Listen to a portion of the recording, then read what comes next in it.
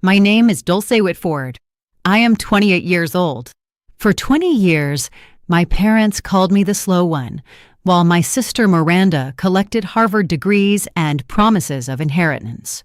They made jokes about my dyslexia at dinner, shut me out of family decisions, and paid me a small fraction of what they paid her. But on Miranda's graduation day at the Plaza Hotel, in front of 350 guests, a stranger placed an envelope in my hands that would expose every lie my parents had ever told about me. What they did not realize was that Grandma had been watching the entire time.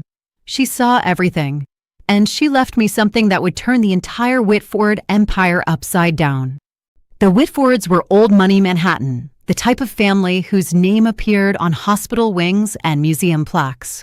My father, Gerald Whitford, ran Whitford Properties, a commercial real estate empire my grandmother, Eleanor, had built from a single Brooklyn office in 1965. By 2024, the company was valued at $92 million. I was born with dyslexia and diagnosed at 7. The letters on a page would blur and shift, turning simple sentences into problems that took me 3 times longer to solve than other children. My parents did not respond with support. They responded with embarrassment. When I was 12, they hired private tutors for Miranda, violin lessons at Juilliard, French immersion classes, and SAT preparation with a Princeton graduate who charged $400 an hour. When I asked for help with my reading, my mother, Priscilla, let out a tired sigh. Dulce, we have already spent so much on specialists. At some point, we have to accept that some children are not academic. I was 12. I believed her. So I learned to adjust on my own. Audiobooks became my support system. I created visual notes, diagrams, and flowcharts that allowed me to understand information in ways traditional reading never could. Every Sunday afternoon, I took the train to my grandmother Eleanor's apartment on the Upper West Side. She would sit with me for hours and explain ideas through stories instead of textbooks. Dulce, she told me once, placing her weathered hand over mine, "You may read slower than most, but you notice what others miss." That is not a weakness. It is a different way of seeing.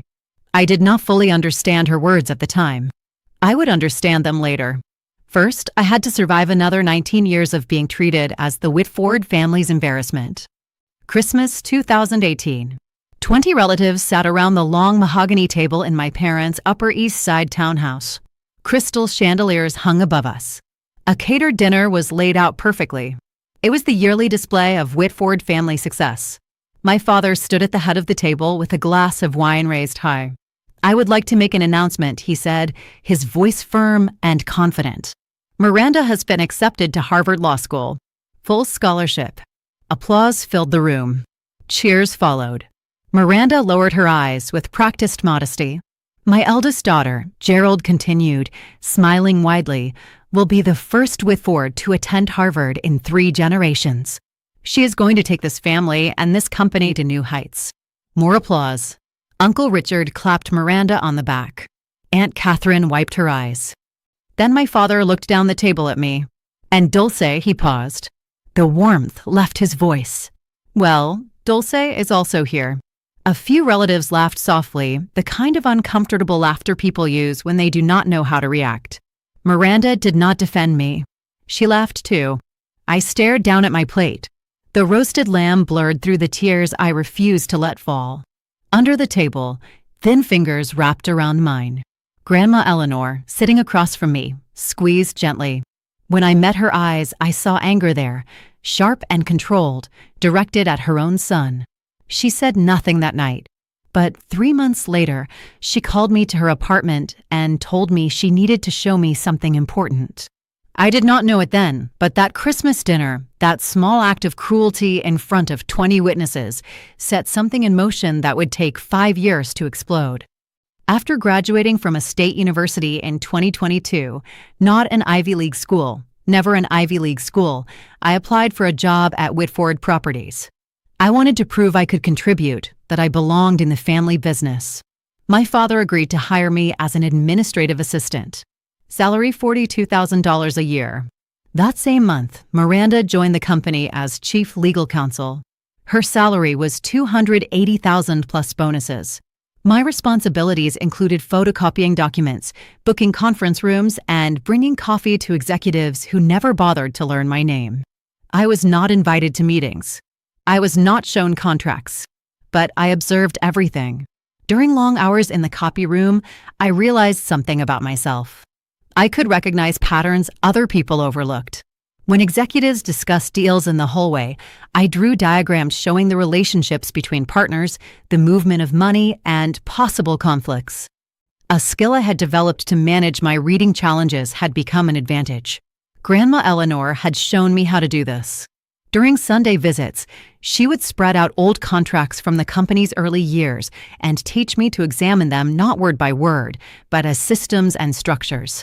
Your father reads contracts like a lawyer, she told me in 2019, shortly before her health began to fail. He searches for what he can use to his advantage. You read them like an architect. You understand how the parts connect. That same afternoon, she handed me a small mahogany box with brass hinges. Keep this safe, she said. Do not open it yet. When the time comes, you will know. I brought the box home, placed it in my closet, and tried to ignore the weight of her words. March 2019. Grandma Eleanor was 82. Her strong frame had grown thin, and her silver hair rested lightly against the pillow of her armchair, but her eyes remained sharp. Sit down, Dulce, she said. I sat across from her in the living room where I had spent so many Sunday afternoons. The walls displayed photographs. Eleanor breaking ground on her first Brooklyn property in 1965. Eleanor shaking hands with Mayor Koch. Eleanor receiving a Women in Business Award in 1987. There was not a single photograph of my father leading the company. I built Whitford Properties from nothing, she said firmly. One office. One secretary. 60 years of work. Your father inherited it. He did not create it. He does not understand what it means to build something. He measures people by their degrees and how well they perform in meetings. I measure people by how they treat those who cannot defend themselves. And you, Dulce, are the only one in this family who understands kindness. She pressed the wooden box into my hands again. Inside is something that may help you one day, but not yet. You are not ready. And neither is Gerald. When the moment comes and he shows you exactly who he is, you will understand what to do. I wanted answers, but she changed the subject. 18 months later, she died of pancreatic cancer. I held her hand in hospice. I was the only family member present. The box stayed unopened in my closet. April 2024. The email arrived on a Tuesday afternoon. Subject line, Position Restructuring Confidential. Dear Ms. Whitford, as part of our ongoing organizational optimization, your current position will be eliminated effective July 1st, 2024. HR will contact you regarding severance options. I read it 3 times. The letters blurred and then settled into the same message. They were firing me. That evening, I stayed late organizing files that no one would review. Through the thin wall between my cubicle and my father's office, I heard voices. Gerald and Priscilla. We cannot have her here when Miranda takes over, my father said. It looks bad. The CEO's sister working as a secretary. People will ask questions. What questions, my mother asked. Why she is not in leadership. Why we have not promoted her. A pause. Why she is the way she is. My mother answered softly. We did everything we could for her, Gerald. Some children simply do not have what it takes. Exactly, my father said. She needs to leave. We will offer a generous severance. She can find something better suited to her abilities. I placed my hand against the wall. $42,000 a year. My small studio apartment in Queens, shared with 2 roommates, cost $1,800 a month. I had no savings, no backup plan. Without this job, I would be without housing in less than 2 months. But the money was not what hurt the most. It was the understanding that if I accepted their view of me, I would live the rest of my life as the family failure. Not because I lacked ability, but because I had never been given a real chance. Miranda's graduation party was the next day. I wonder what other announcements my father planned to make. May 15, 2024. The Plaza Hotel Grand Ballroom. 350 guests filled the room. Business partners, investors, attorneys from major firms, distant relatives I barely knew. Crystal chandeliers reflected light across silk tablecloths. A 12-piece orchestra played Gershwin near the stage. This was Gerald Whitford's world. His platform. The place where he displayed power and control. I stood at the entrance adjusting my black dress. Simple, $79 from Zara, the most I could afford. Others wore designer gowns and custom suits. My mother stopped me before I reached a seat. Dulce. Her eyes moved from my inexpensive makeup to my worn heels. You could not find something more appropriate? This is what I have, I said. She adjusted her Cartier bracelet. You are seated at table 27 near the service entrance. Do not draw attention to yourself. And Dulce, she added, leaning closer, the scent of Chanel No. 5 heavy in the air. Tonight belongs to Miranda.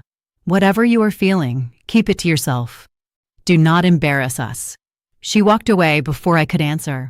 Table 27 was positioned at the very back of the ballroom, partly hidden behind a large marble pillar. The people seated with me were distant cousins I had met maybe twice in my life.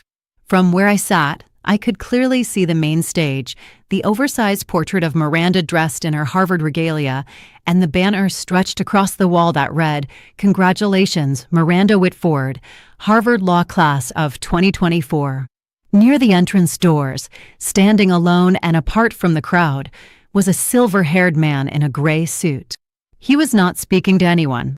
He was not eating or drinking. He was simply watching the room. After a moment, his eyes met mine across the crowd. A cold feeling moved down my spine. At 8:30 p.m., the orchestra stopped playing. The lights dimmed, and a spotlight focused on the stage where my father stood holding a champagne flute. Ladies and gentlemen, thank you for being here tonight to celebrate an extraordinary young woman. Applause filled the room before he even finished speaking. Miranda graduated in the top 5% of her Harvard Law class. She completed a clerkship with Justice Reynolds. And last month, she secured a partner track position at Sullivan and Cromwell in record time. Gerald's voice grew louder with pride. But tonight, I am not only celebrating her accomplishments. I am announcing her future. Miranda stepped onto the stage beside him, glowing in an emerald Valentino gown. Effective immediately, Miranda Whitford will inherit my entire estate upon my passing. This includes our family residence at 740 Park Avenue, currently valued at $13 million, a Tesla Model S Plaid, and most importantly, the position of CEO of Whitford Properties when I retire. The room exploded with applause. Guests stood to their feet. Cameras flashed. Miranda touched her eyes carefully as if overcome with emotion. 350 people were celebrating, and not one person looked toward table 27. The woman sitting beside me, a cousin I had last seen at a funeral 8 years ago, leaned closer. Dulce, right? So, what does that mean for you? I opened my mouth, but no words came out. What was I supposed to say? That I had just been erased from my own family in front of everyone who mattered? That the termination email in my inbox was only the beginning? That every fear I had ever carried about being worthless had just been confirmed in public? The applause slowly faded. Miranda hugged our father while photographers rushed closer. Through the crowd, I saw the silver-haired man begin walking toward me. His pace was slow and deliberate, as if he had been waiting for this exact moment. He stopped beside my table. Up close, I could see he was in his early 60s. His eyes were deep-set, and his posture was straight in the way of someone who had spent years inside courtrooms. Miss Whitford. That is me. I sat up straighter. Can I help you? My name is Jonathan Ellis. He removed a business card from his jacket pocket. The card was cream-colored and embossed with Morrison and Blake, attorneys at law. I was your grandmother's lawyer. My grandmother. The words struck hard. Eleanor passed away 3 years ago. I am aware. His voice was steady. She left something for you with very clear instructions about when it should be delivered. From inside his jacket, he pulled out a heavy cream envelope sealed with red wax and marked with a notary stamp. What is this? Her will. The real one. His voice lowered slightly. The one your father does not know exists. I stared at the envelope. The notary seal read Morrison and Blake, dated September 12, 2019. That was 5 months after the Sunday afternoon when she gave me the wooden box. I do not understand. Your grandmother instructed me to deliver this document on the day your father publicly disinherited you. He glanced toward the stage where Gerald and Miranda were still smiling for photographs. I believe that just happened. My hands shook as I accepted the envelope. Mr. Ellis, what is inside? For the first time, his expression softened. Mrs. Eleanor asked me to tell you, give this to Dulce on the day Gerald shows her exactly who he is.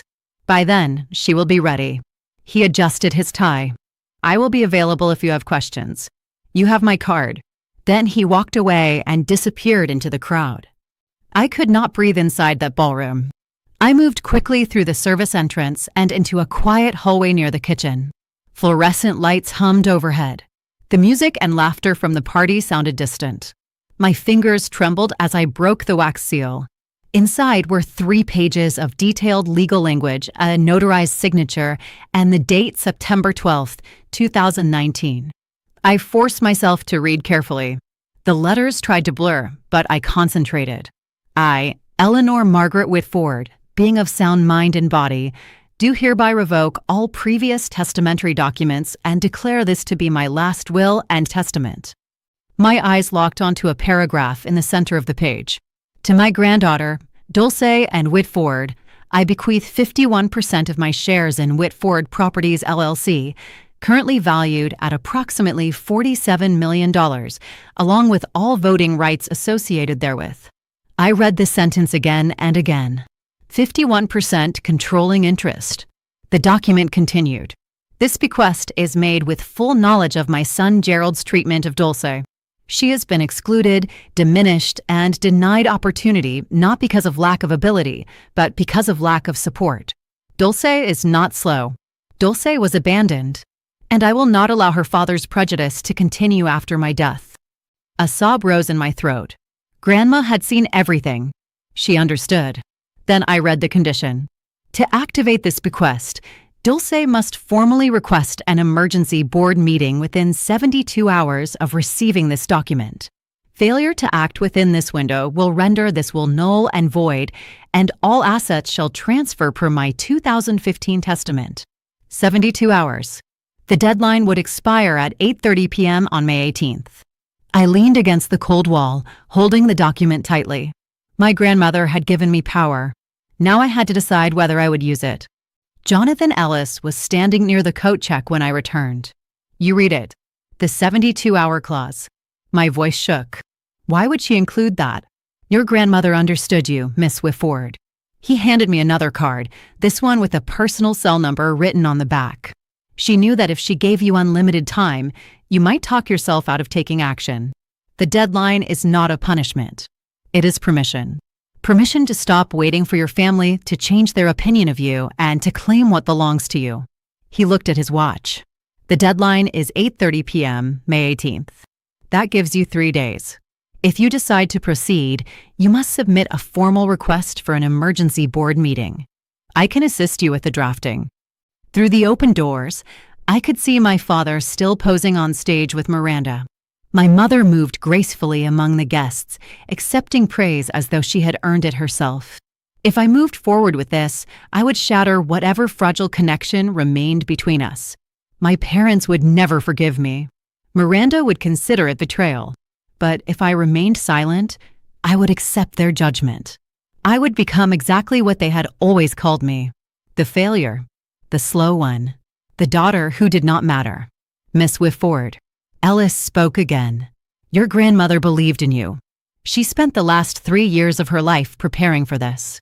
The question is whether you believe in yourself. I looked down at the elegant signature of the woman who had held my hand under Christmas tables and taught me to see contracts as structures. I will call you tomorrow, I said. We are requesting that board meeting. Ellis allowed himself a small smile. She said you would. I am going to pause the story for a brief moment. If you have ever been underestimated by people who were supposed to support you, if you know what it feels like to be dismissed or overlooked, comment the word enough below. I want to know I am not alone. And if you want to see what happened when I walked into that boardroom, continue listening because this is only the beginning. Now, back to the story. Later that night, Inside my small Queens apartment, I finally opened the wooden box. My roommates were asleep. The only light came from a street lamp outside, casting orange lines across my bed where I sat cross-legged with the mahogany box resting on my lap. The brass hinges made a soft sound as I lifted the lid. Inside, there was a handwritten letter on Eleanor's personal stationery, a faded document stamped with a 1965 date, and a USB drive that looked much newer. I picked up the letter first. My dearest Dulce, if you are reading this, then Jonathan has done his job, and your father has done exactly what I feared. I am sorry I could not protect you while I was alive, but I can protect you now. The enclosed document is the original partnership agreement from 1965 when I founded Whitford Properties with 2 colleagues who have since passed away. Your father has never seen this document. It confirms that the founders' shares carry permanent voting rights that cannot be reduced or transferred without full board approval. The USB contains additional evidence. In 2018, Gerald proposed a resolution to reduce my voting rights from 51% to 10%. His official explanation was that I was too old to understand modern business. The real reason was control. He wanted power, and I was standing in his way. The board rejected his proposal by 2 votes. I was one of those votes. I never forgot what he attempted to do, and I never forgave him for using you as justification for it. As though belittling you somehow proved that I was no longer capable. Use this wisely, Dulce. Not for revenge, but for justice.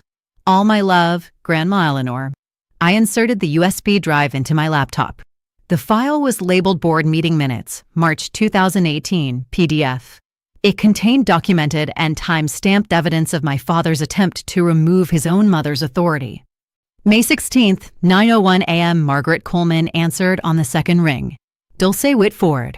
Her voice had the rough edge of someone who had smoked for decades and laughed just as long. I have been expecting your call. You know who I am. Sweetheart, your grandmother and I developed half of Brooklyn together in the 70s. She spoke about you often. She also informed me about the will 3 years ago, shortly before she passed away. I tightened my grip on the phone. Then you understand what I am about to do. I understand what you are thinking about doing. That is not the same thing. Margaret's tone became more direct, more professional. You want to request an emergency board meeting. That requires 3 board members to sign the petition. I am one. You will need 2 more. Can you help me identify them? I can do more than that. I heard papers moving in the background. Gerald Whitford is not as respected as he believes. His leadership style is autocratic. At least 4 board members have raised concerns in private. They only need someone willing to take the first step. A small sense of hope rose in my chest. Who? Richard Holloway. Susan Parker. They have both experienced Gerald's temper during closed sessions. I will contact them. She paused. Dulce, you need to understand something. This will not be pleasant. Your father will resist. Your sister will resist. They will say cruel things. They have been saying cruel things my entire life. At least now I can respond. Margaret laughed, a warm and genuine sound. Eleanor always said you had strength beneath your quiet nature. I am beginning to understand what she meant. I will prepare the petition tonight. Emergency board meeting scheduled for May 18th, 10 a.m., Whitford Tower, 42nd floor. Thank you, Margaret. Do not thank me yet. Thank me when you are seated in that boardroom. May 17th, Gerald learned about the board meeting at 4 p.m. I know because Miranda called me 45 minutes later. Her voice was controlled but tense. What did you do? I was seated at my cubicle organizing files. I do not know what you mean. Father just received notice from the board secretary. Emergency meeting tomorrow. Requested by Margaret Coleman and 2 additional directors. Her voice sharpened. Margaret Coleman has not requested anything in 15 years. What did you do? Perhaps she has concerns about company management. Do not play games with me, Dulce. Miranda's calm tone fractured. If you are attempting to embarrass us or create a scene. I am performing my job, Miranda. The same as always. She ended the call without another word. 20 minutes later, Gerald walked past my cubicle toward his office. He did not look at me or acknowledge me. He slammed his door so hard the walls shook. I heard his voice through the wall. This is a ridiculous waste of time. Margaret is probably becoming senile. We will address her concerns and move forward. No, I am not concerned. Dulce? My God, Miranda. She can barely read a spreadsheet. She is not a threat to anyone. I allowed myself a small smile. For the first time in 28 years, being underestimated felt like an advantage. That evening in my apartment, I prepared carefully. I printed 3 copies of the will. I saved the 2018 board minutes onto my phone as backup. I wrote a brief statement, not emotional, not accusatory, only facts. Jonathan Ellis confirmed he would attend as the verifying attorney. At 11 p.m., Margaret sent a message. Petition filed. See you tomorrow. Your grandmother would be proud. I slept very little, but it was not fear keeping me awake. It was anticipation. May 18th, 2024, 9:45 a.m. Whitford Tower. The elevator opened onto the 42nd floor. Floor-to-ceiling windows. Italian marble floors. The kind of wealth meant to intimidate. I stepped out wearing a borrowed gray blazer that was 2 sizes too large and carrying a leather portfolio I had purchased at Goodwill for $12. A security guard stood outside the boardroom. Name? Dulce Whitford. He checked his tablet and frowned. You are not listed as an authorized attendee. I am an employee of Whitford Properties, and I have business with the board. Ma'am, this is a restricted meeting. I cannot allow entry. Is there an issue? Miranda's voice sounded behind me. She looked flawless in a navy power suit with a Hermes scarf, dressed like someone who belonged in executive spaces. Dulce? Her smile did not reach her eyes. What are you doing here? I have information for the board. Information? Miranda gave a short, sharp laugh. About what? You work in the copy room. The content of my presentation is confidential. You do not even know what ROI means. Return on investment. It is not complicated. Her expression tightened. Before she could respond further, our father approached with 2 senior executives. What is happening? Dulce wants to attend the board meeting, Miranda said. I was explaining that she is not authorized. Gerald looked at me with familiar dismissal. Dulce, return to your desk. This does not involve you. Actually, it does. Margaret Coleman's voice came from inside the room. She stepped into the hallway. 72 years old, silver-haired, standing with the authority of someone who had been building businesses long before Gerald held any power. I invited her. She has the right to address the board. Let her enter. Gerald's jaw tightened. For a moment, I thought he might block the doorway, but Margaret Coleman had served on the board for 32 years. Her influence exceeded his. Fine. His voice was cold. Let her speak. We will see how long it takes before she humiliates herself. The boardroom was smaller than I expected. A polished walnut oval table, 12 leather chairs. Portraits of former executives lined the walls. I noticed my grandmother Eleanor among them, her painted eyes watching from above the fireplace. 12 board members took their seats. Gerald at the head. Miranda to his right, not yet an official member, but positioned as the future successor. I was directed to a chair at the far end of the table. In the corner, Jonathan Ellis sat with his briefcase. He gave me a single nod. Robert Hartley, the board chairman, a distinguished man in his mid-60s who had worked alongside my grandmother for decades, opened the meeting. This emergency session was requested by Margaret Coleman, Richard Holloway, and Susan Parker. Margaret, you may proceed. Margaret stood. Thank you, Robert. I will be brief. She gestured toward me. The issue before us concerns a document that has recently surfaced, one that directly affects the ownership structure of this company. I yield the floor to Miss Dulce Whitford. All eyes turned toward me. Miranda gave a small smirk. Gerald leaned back in his chair with exaggerated boredom. I stood up. My hands were steadier than I expected. Thank you, Mrs. Coleman. And thank you to the board for allowing me to speak. I opened my portfolio. What I am about to present may surprise some of you. I ask only that you review the evidence before forming conclusions. Gerald let out a loud sigh. I ignored him. Before I could continue, he raised his hand. I am sorry, Robert, but before we waste the board's valuable time, Gerald stood, slowly buttoning his jacket. I need to provide context. Gerald, Margaret began.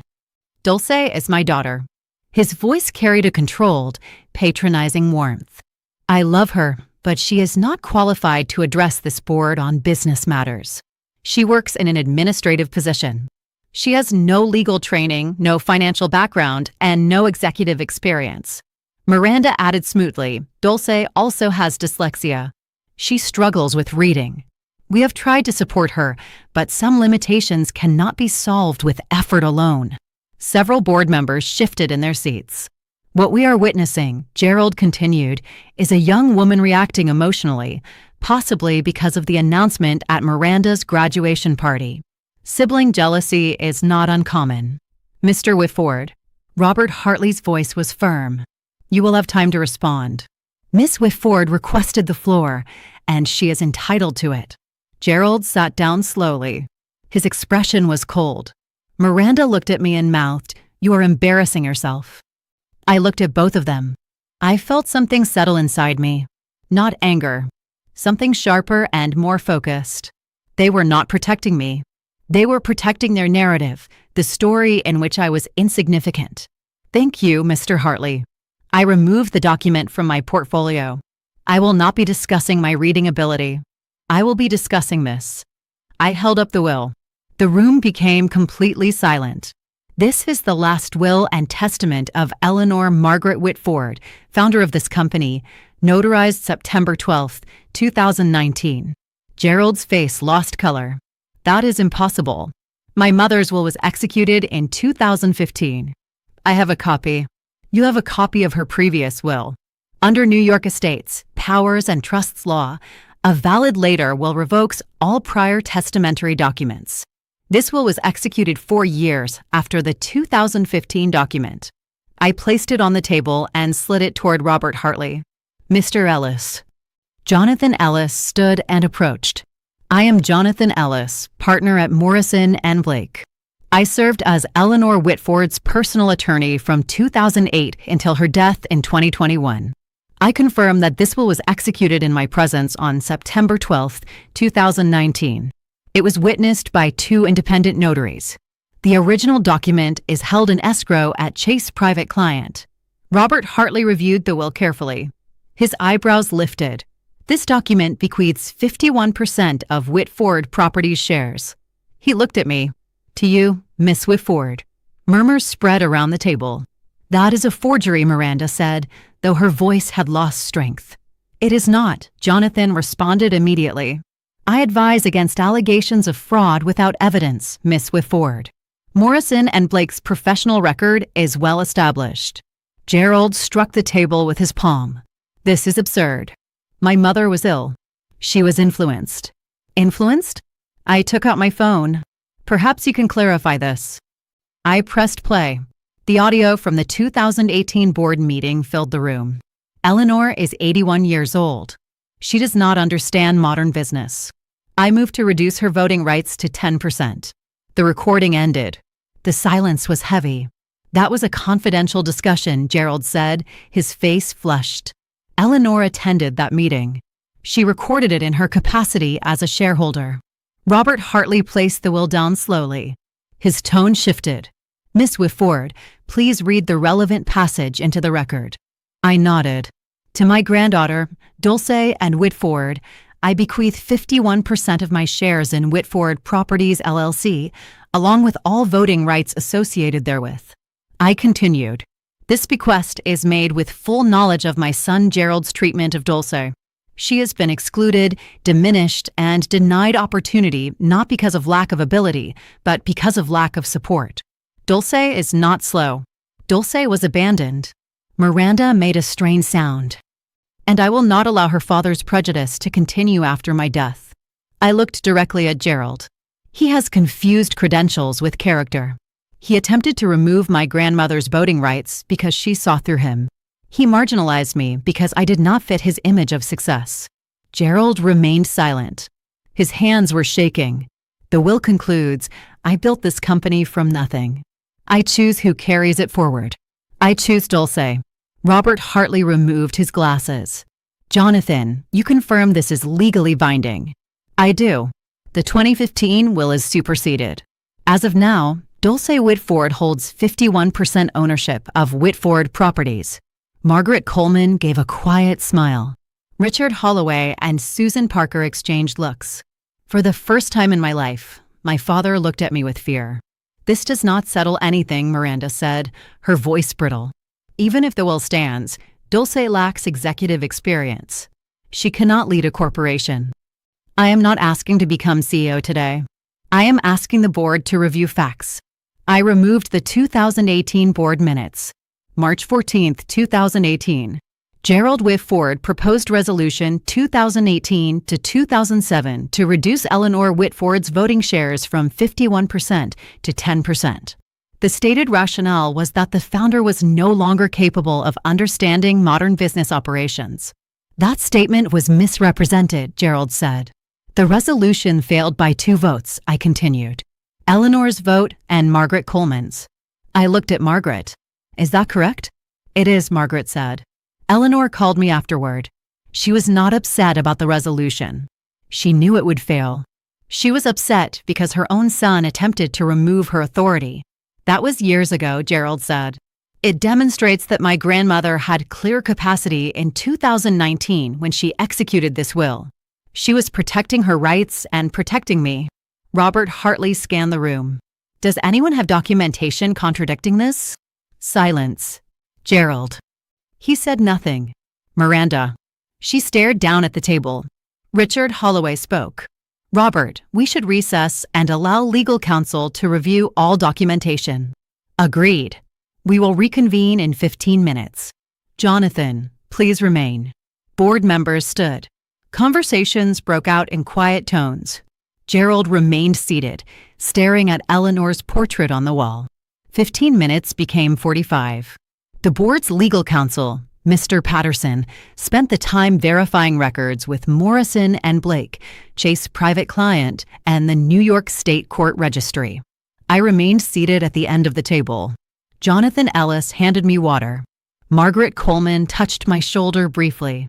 Gerald and Miranda argued in hushed voices near the window. Finally, Patterson returned and spoke quietly to Robert Hartley. Hartley's expression changed from surprise to acceptance. Please take your seats. The board members returned to their chairs. The tension in the room felt sharp and fragile.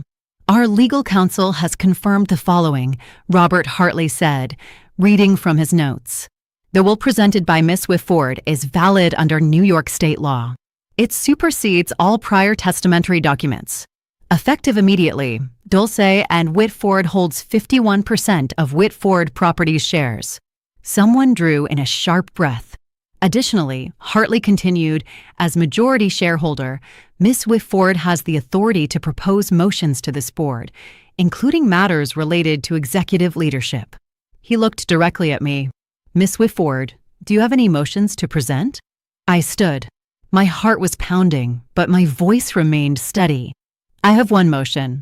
Gerald stood abruptly. Robert, this is sit down, Gerald. Hartley's voice carried firm authority. Miss Whitford has the floor. Gerald slowly lowered himself into his chair. His face had turned pale. I looked around the table at 12 people who had never viewed me as capable of anything significant. Now they were waiting for my decision. The authority to end my father's career was in my hands. I thought about my grandmother, and I made my decision. I am not proposing to remove Gerald Whitford as CEO. The room shifted. Miranda lifted her head quickly. Even Margaret looked surprised. What I am proposing, I continued, is a formal vote of confidence. The board will decide whether Gerald Whitford retains its confidence as CEO of Whitford Properties. If the majority votes no confidence, he will resign. If the majority votes confidence, I will not interfere with operational leadership during my tenure as majority shareholder. This is absurd, Miranda said, standing. You are turning this into a spectacle, a personal revenge display. No, I replied calmly. This is corporate governance. The same process used in every responsibly managed company. The same process Eleanor established in our bylaws 40 years ago. If my father has the board's confidence, he has nothing to fear. Robert Hartley studied me for several seconds. There was a new expression in his eyes. Is there a second to this motion? Seconded, Margaret Coleman said immediately. Then we will vote. All those expressing confidence in Gerald Whitford as CEO, raise your hands. For hands were raised. All those expressing no confidence. 7 hands went up. Hartley counted carefully. The motion carries 7-4 with 1 abstention. He turned toward Gerald. Mr. Whitford, the board has voted no confidence. Under Section 14.3 of our bylaws, you have 30 days to submit your resignation. Gerald stood. He looked at me directly. For the first time in my life, he truly saw me. I expected anger or threats. Instead, I saw realization. He understood that he had underestimated me completely. He left the room without speaking. Some of you may wonder why I did not immediately remove him. Why allow the board to decide? Because justice is not revenge. Because destroying someone does not repair what was broken. And because my grandmother taught me fairness, not cruelty. After the boardroom emptied, Gerald stopped me in the private hallway outside. Priscilla stood beside him, mascara streaked down her face. You, Gerald said, his voice strained. You ungrateful, manipulative. Gerald, Priscilla interrupted quietly. Not here. She just humiliated us in front of 12 board members. I did not humiliate anyone, I said evenly. I presented facts. Facts? Gerald let out a bitter laugh. Your grandmother was manipulated. That lawyer influenced her. Eleanor wrote that will 5 months after you attempted to reduce her voting rights, I replied. She understood exactly who you were. You did not lose because I betrayed you. You lost because you betrayed her. Priscilla stepped forward. Dulce, we were trying to protect you. You have always struggled. We did not want to place pressure on you. You did not protect me. You erased me. The words came clearly. Every holiday dinner, every family photo, every conversation where Miranda's accomplishments were celebrated and I was ignored. That was not protection. That was abandonment. That is unfair, Priscilla said. You are correct. It was not fair. I looked at her directly. I spent 28 years trying to prove I deserved this family. I am finished proving anything. Gerald grabbed my arm. This is not over. We will contest the will. I pulled my arm free. You will lose. And you know that. Eleanor prepared for every possible challenge. I walked toward the elevator. Dulce, wait, my mother called. I did not stop. For the first time, I did not require their approval to leave. The elevator doors closed. I leaned against the brushed steel wall and finally exhaled. The adrenaline that had sustained me for the past 2 hours faded. What remained was not victory. It was grief. I had just ended 28 years of hoping that my parents would change. Hoping that if I were patient and quiet, they would one day recognize me. That hope was gone. The elevator descended 42 floors. By the time it reached the lobby, I had wiped my face and adjusted my oversized blazer. Jonathan Ellis was waiting near the security desk. That was remarkable, he said carefully. It was necessary. Eleanor would agree. He walked beside me toward the exit. What happens next? Tonight, I go home and sleep. Then I figure out what my life looks like without the version of family I believed in. I do not want to be CEO. I never did. We stopped at the revolving doors. I only want the company Eleanor built to be managed by people who value it, not by people who treat it as a personal entitlement. Ellis nodded. The board will want to meet with you about transition planning and your future role. I understand. But not today. I stepped outside into the Manhattan sunlight. Today, I just need to be Dulce Whitford. Not a shareholder.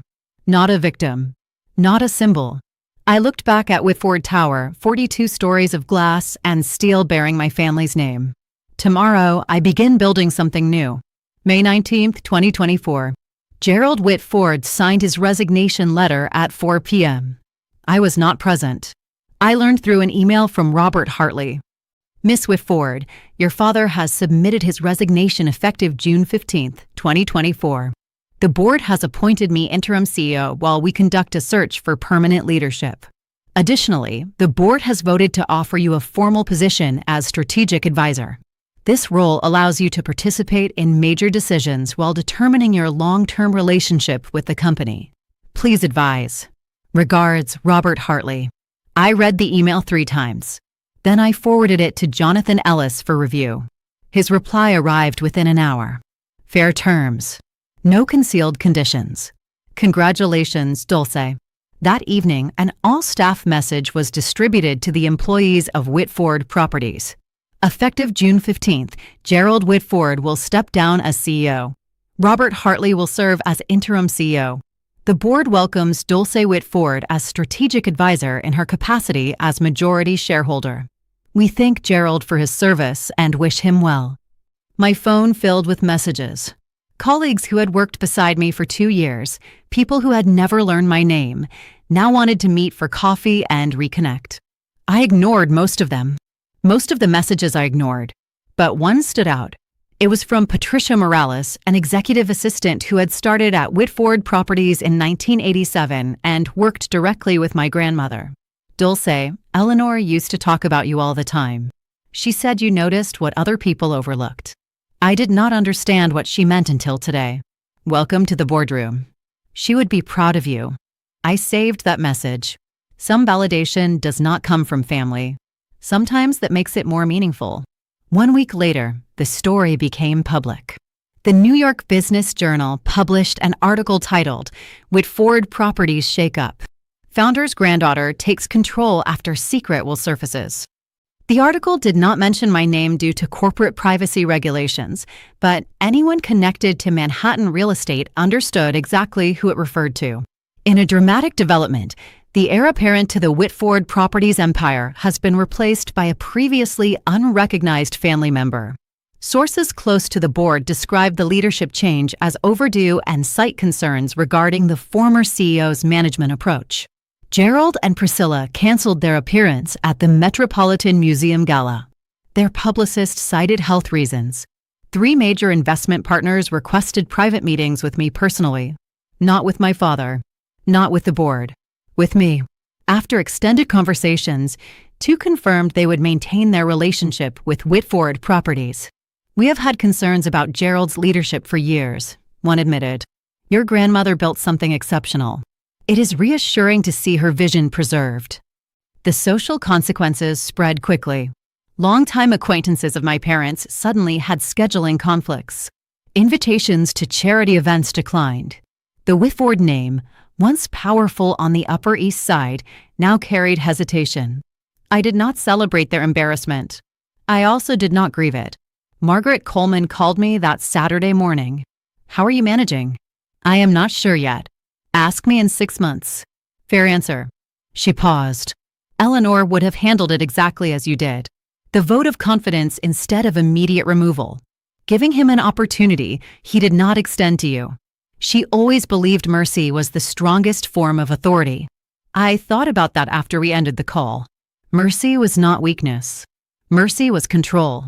And for the first time, the control had been mine. June 8, 2024. 3 weeks after the board meeting, my phone rang at 2 p.m. Dulce.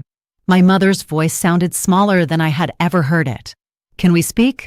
Just the 2 of us. I agreed to meet at a coffee shop in Midtown. Neutral space. No chance of Gerald arriving unexpectedly. Priscilla was already seated when I arrived. She looked older. Her makeup did not hide the fatigue in her face. Thank you for coming, she said quietly. I know I do not deserve it. What do you want, Mom? To apologize. The word trembled. For everything. For how we treated you. For what we said. For what we failed to say. Are you apologizing because you feel remorse or because circumstances changed? She flinched. Both, she admitted. I focused on Miranda's achievements and our public image. I convinced myself we were protecting you from expectations. That was not true. It was easier to believe that than to admit guilt. You allowed Dad to call me worthless in front of family and business partners. You never defended me. I know. Tears formed. I cannot undo that. But I do not want to lose you completely. I studied her, the woman who had braided my hair as a child and overlooked me as an adult. I cannot erase the last 20 years, I said. But I am willing to try building something honest. She nodded silently. It was not forgiveness, but it was a beginning. August 2024. 2 months later, Miranda called while I was walking through Central Park. Dulce, I know I do not have the right, but can we meet? We sat on a bench near Bethesda Fountain. The August heat was heavy. Miranda looked exhausted. I have been in therapy since May. 3 sessions a week. That is good. It is painful, she said. Being the golden child was not freedom. It was pressure. Every accomplishment was only the minimum expectation. She paused. The way they treated you. I told myself it was normal, that you were different, that I was helping by staying silent. You were protecting yourself. Yes. She looked at me directly. That is not an excuse. It is simply the truth. I see you now, and I am sorry I did not see you sooner. We sat quietly. 2 sisters raised in the same house, but separated by roles. I cannot return to the past, I said. But I do not want to remain enemies. We can start over. I would like that, she replied softly. It was not the relationship I imagined as a child, but it was real. November 2024. 6 months after the board meeting, I moved into a 1-bedroom apartment in Brooklyn Heights, a pre-war building with a view of the bridge my grandmother walked across in 1965 on her way to her first office. My salary as Director of Sustainable Development at Whitford Properties was $185,000 a year, plus dividends from my 51% ownership. The role was my proposal. A new division focused on environmentally responsible building, long-term sustainability, and ethical development practices. The kind of forward-thinking leadership Eleanor would have supported. Gerald now calls once a month. Brief, formal conversations. Weather updates. Questions about work. We avoid the past. For now, that is enough. Priscilla and I have lunch every other week. Slowly, she is learning to speak to me as a person, not as a disappointment. It is not the relationship I once wanted, but it is truthful. Miranda and I meet for coffee occasionally. We are learning about each other without competition. She speaks about pressure. I speak about isolation. We do not excuse the past, but we are creating something different. On the wall of my apartment hangs my grandmother's portrait, the same one that watched over the boardroom for 40 years. In certain light, it almost appears as if she is smiling. You gave me the tools, Grandma. I simply chose to use them. 6 months ago, I felt invisible. Now I feel complete. Looking back, I understand something I did not understand at 27. My grandmother did not leave me 51% because I was superior to Miranda. She left it because she trusted my character.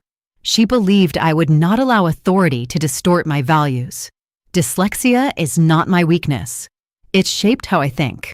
My visual memory, my patience, my ability to detect patterns others overlook, those qualities allowed me to see what others ignored. Gerald measured worth by credentials and status. Eleanor measured worth by integrity and compassion.